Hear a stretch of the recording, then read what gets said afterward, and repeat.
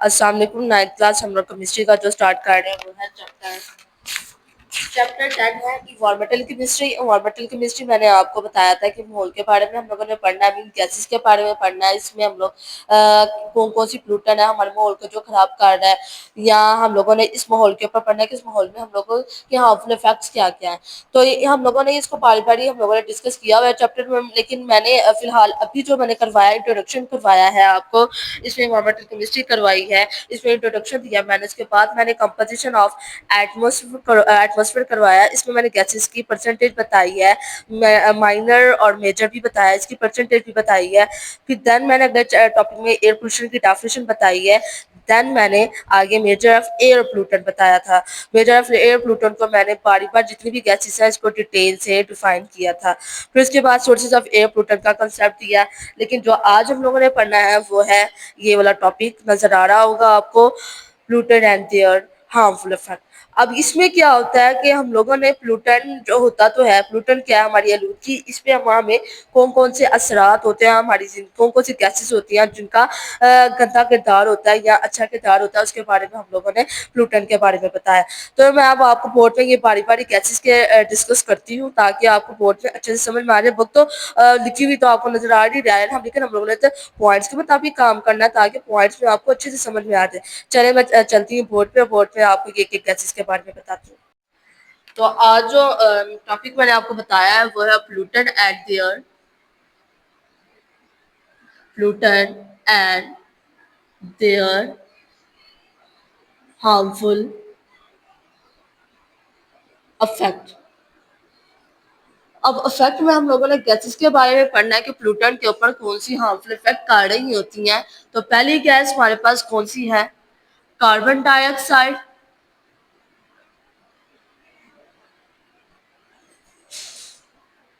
और दूसरी गैस है हमारे पास कार्बन मोनोऑक्साइड।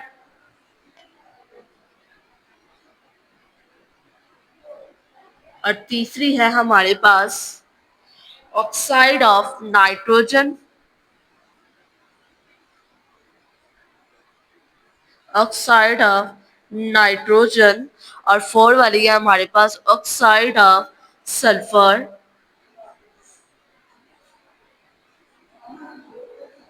और पांचवी है हमारे पास ओजोन। छवी है हमारे पास हाइड्रोकार्बन। ये हमारे पास गैसेस है छह। हम लोगों ने इस छह को बारी बारी यहाँ पे डिफाइन करूंगी हार्मफुल इफेक्ट के ऊपर। तो पहली कौन सी हमारे पास आ गई है? Carbon dioxide.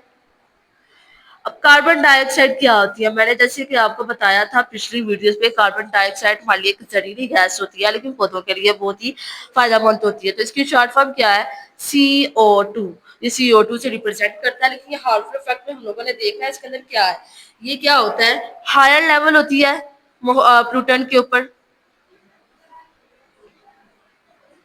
हायर लेवल होती है कार्बन डाइऑक्साइड। और ये क्या करता है? ग्लोबल वार्मिंग को लीड कर रहा होता है, lead to global warming.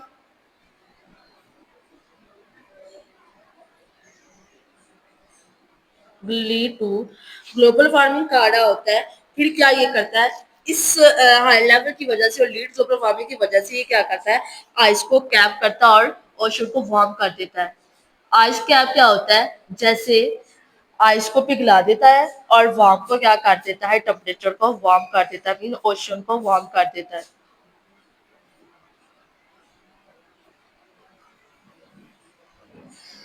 Carbon dioxide. अब कार्बन डाइऑक्साइड का मैंने यहाँ पे कंसेप्ट दे दिए हैं, यहाँ पे छोटे छोटे पॉइंट मैंने दिए हैं कि हाई लेवल होता है और ये लीड ग्लोबल वार्मिंग कर रहा होता है। लीड मीन ये इंक्रीज कर रहा होता है अपने ओशन को, फिर उसके बाद आइस कैप करता है। देन ये क्या करता है? ओशन वार्म कर रहा होता है। देन ये क्या करता है कि extreme weather heat waves, for example अब ओशन के अगर टाइप्स आगे देखें तो करंट वार्म होती है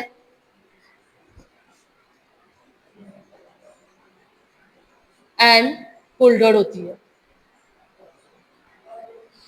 करंट और वार्म और कोल्डर वार्म क्या होती है?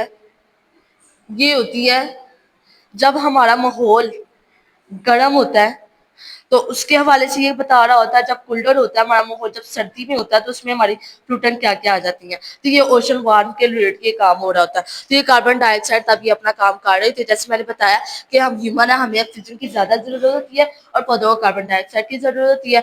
जैसे जैसे हमारे ऑक्सीजन लेवल जैसे सर्दी में होता है, इतनी धुंध होती है कोल्डर में, तो हमें सांस लेना मुश्किल होती है, तो कार्बन डाइऑक्साइड निकालना मुश्किल हो जाती है। तो वहां पे भी हमारे लिए ये हार्मफुल इफेक्ट के लिए बहुत ही खतरनाक होती है। इसी तरह हम लोग माहौल के मुताबिक जो गैसेस एक्सचेंज करते हैं ना, जैसे हम तो एक्सचेंज तो करते हैं कार्बन डाइऑक्साइड, जैसे सेलुलर रेस्पिरेशन में मैंने बताया था, पौधों को हमारी जरूरत होती है और हमें उनकी जरूरत होती है, हमें ऑक्सीजन दे रहे होते हैं, हम उन्हें कार्बन डाइऑक्साइड दे रहे होते हैं, उन्हें कार्बन डाइऑक्साइड जिंदा रखती है, हमें ऑक्सीजन जिंदा रखती है। तो हमारा कार्बन डाइऑक्साइड हमारे लिए मतलब जरूरी है, क्योंकि हम लोगों ने इसको बाहर निकालना होता है और पौधों को देना होता है। देन हमारे पास कार्बन मोनोऑक्साइड दूसरी हमारे पास है।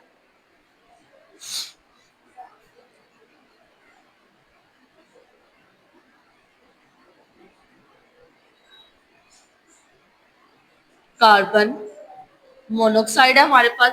अब कार्बन मोनोऑक्साइड की शॉर्ट फॉर्म है CO। बस यहाँ पे CO2 था, उसमें CO है, तो ये कार्बन मोनोऑक्साइड है हमारे पास। अब इसमें ये गैस क्या करती है, सफोकेशन डेथ होती है, मीन ये सांस लेना इसमें मुश्किल होती है और डेथ हो जाती है। सफोकेशन मीन सांस लेना एंड डेथ, क्योंकि ये बहुत ही जहरीली गैस होती है। जहरीली गैस का मतलब जैसे मैंने आपको बताया था कि जगह जगह हमारे यहाँ पे कूड़ेदान पड़े होते हैं, कूड़ेदान में इतनी गंदी स्मेल होती है कि ये सांस लेना वहाँ पे मुश्किल हो जाता है हमारा, तो उससे डेथ भी हो सकती है। तो ये कार्बन मोनोऑक्साइड हमारे लिए क्या है, ये बहुत ही जहरीली गैस है। और कार्बन मोनोऑक्साइड टॉक्सिक गैस भी होती है, क्योंकि टॉक्सिक गैस क्या होती है, मैंने आपको बताया था जहरीली गैस होती है, और टॉक्सिक गैस होती है, और ये क्या करती है, रेड ब्लड सेल को एनिमल में कैरी ऑक्सीजन कर रही होती है। Red blood cell carrying oxygen, carrying oxygen. अब ये रेड ब्लड सेल जो है ना, वो कैरिंग ऑक्सीजन का रही होती है कार्बन मोनोऑक्साइड के ऊपर। अब हम लोग आगे देखते हैं, तीसरा हमारे पास जो है, तीसरी जो टाइप है हमारे पास ऑक्साइड ऑफ नाइट्रोजन है।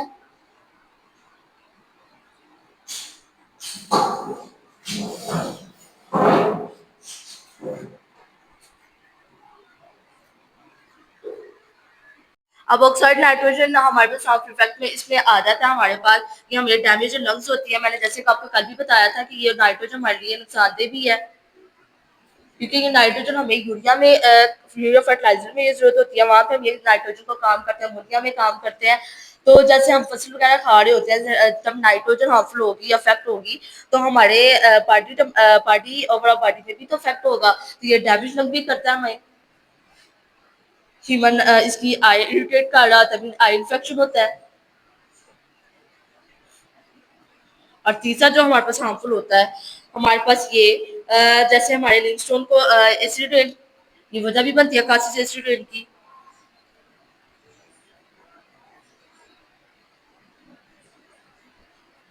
ये तीन है ना, यहाँ पे लिखे हैं ऑक्साइड ऑफ नाइट्रोजन के हार्मफुल इफेक्ट लिखे हैं, क्या क्या लिखे हैं, डैमेज लग, eye infection, causes of acid rain.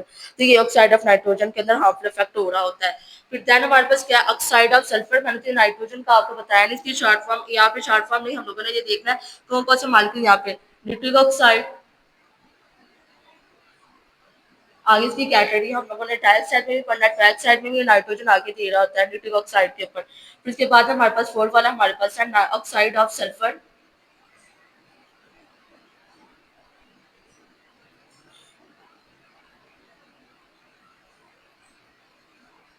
Oxide of sulphur है हमारे पास। ये क्या करता है, इसका भी काम यही होता है कि ये ब्रीथिंग में मुश्किल हमें पेश कर रहा होता है, क्योंकि हमें सांस लेना मुश्किल होता है। और इसके बाद हमारी आइज इन्फेक्शन होती हैं,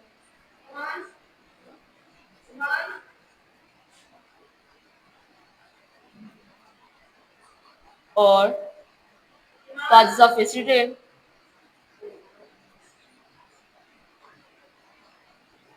तो ये ऑक्साइड ऑफ सल्फर में भी हो गया हमारे पास, ये breathing of breathing, eyes infection, causes of acid, ये हमने हार्मफुल इफेक्ट पढ़ लिए हैं। देन हमारे पास आ जाता है ओजोन।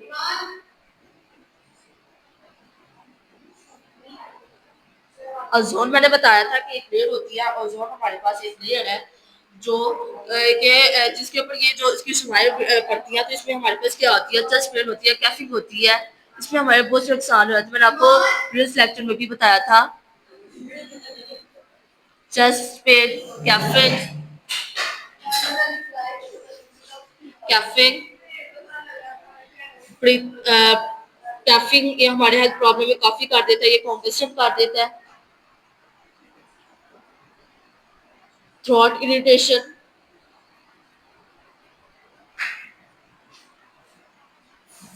तो ये हमारे पास ओजोन की भी आ गई हमारे पास। तो ये मैंने आपको यहाँ पे 5 जो गैसेस के मैंने आपको बता दिया हार्मफुल इफेक्ट। इसमें हमें कौन कौन से काजेज होते हैं हमारे पास, कार्बन डाइऑक्साइड, कार्बन मोनोऑक्साइड है, oxide of nitrogen, oxide of sulphur, ozone. तो उम्मीद करती हूँ जो मैंने आज हार्मफुल इफेक्ट के बारे में बताया वो आपको अच्छे से समझ आ गया होगा। इंशाल्लाह मिलते हैं अगले लेक्चर में। शुक्रिया।